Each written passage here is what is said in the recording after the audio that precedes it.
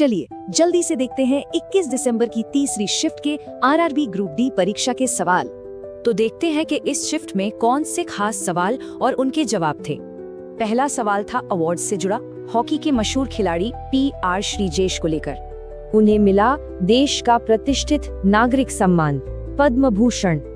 अगला सवाल था इंडियन सिनेमा के सबसे बड़े सम्मान के बारे में, और वो सम्मान है दादा साहिब फाल्के पुरस्कार, जो इंडस्ट्री का सबसे बड़ा अवार्ड है। अवार्ड्स के बाद अब बात करते हैं भारत के अगले बड़े मून मिशन की। इस पर भी सवाल था। इस बड़े मिशन के लिए भारत जापान की स्पेस एजेंसी JAXA के साथ मिलकर काम कर रहा है। नेशनल अफेयर्स से भी एक सवाल था भारत की पहली चीता सफारी को लेकर। ये सफारी शुरू हुई है मध्य प्रदेश के कूनो नेशनल पार्क में।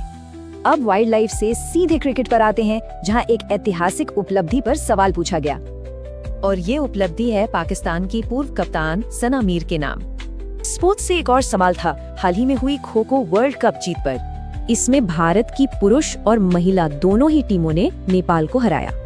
चलिए अब स्पोर्ट्स से साइंस की तरफ बढ़ते हैं। सवाल था जॉन डाल्टन के सिद्धांत पर। केमिस्ट्री से एक बहुत ही बेसिक रिएक्शन के बारे में सवाल आया था। इस रिएक्शन से निकलती है कार्बन डाइऑक्साइड गैस। फिजिक्स से एक सवाल था ध्वनि के गति के सही क्रम को लेकर। एक और सवाल था अयस्क से धातु निकालने की प्रक्रिया के सही सीक्वेंस पर। अब एक सवाल रोजमर्रा की जिंदगी में इस्तेमाल होने वाली फिजिक्स से।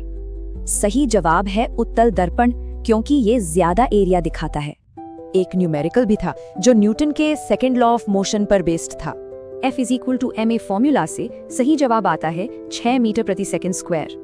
तो इससे पता चलता है कि तैयारी के लिए इन खास एरिया पर फोकस करना जरूरी है। तो ये एनालिसिस दिखाता है कि करंट अफेयर्स और बेसिक साइंस कितने जरूरी हैं। तो फिर अगली परीक्षा के लिए क्या अहम होगा?